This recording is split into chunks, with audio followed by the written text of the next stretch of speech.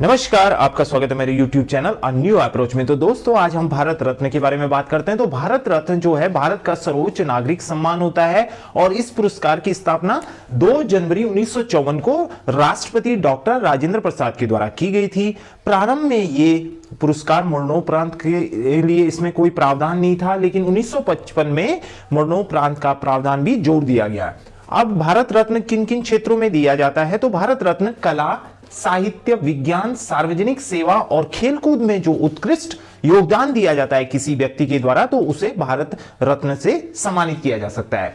अब भारत रत्न प्राप्त करने वाला व्यक्ति अपने नाम के साथ पदवी के रूप में भारत रत्न नहीं लिख सकता, लेकिन अपने बायोडाटा या अन्य प्रमाण पत्रों में वो भारत रत्न पुरस्कार प्राप्तकर्ता लिख सकता है। और इसके अलावा हम देखते हैं कि भारत रत्न क्या भारतीयों को ही भारतीय नागरिकों को ही मिलेगा?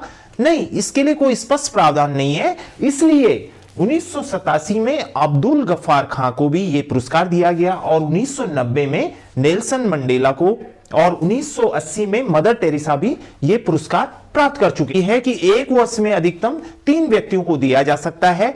यह सरकार पर निर्भर करता है और ये हर साल दिया जाए ये भी निश्चित नहीं है। ये सरकार 2 साल पे भी दे सकती है या हर साल देने का कोई प्रावधान नहीं है। और भारत रत्न को स्थगित किया गया था 13 जुलाई 1977 से लेकर के 26 जनवरी 1980 के बीच कोई भारत रत्न प्रदान नहीं किया गया। प्रारंभ में जो भारत रत्न था वो एक 35 मिलीमीटर आकार का गोलाकार स्वर्ण पदक था और इसके नीचे पुष्पहार लगा हुआ था और इसके बैक साइड में राष्ट्रीय चिन्ह और राष्ट्रीय वाक्य लिखा हुआ था।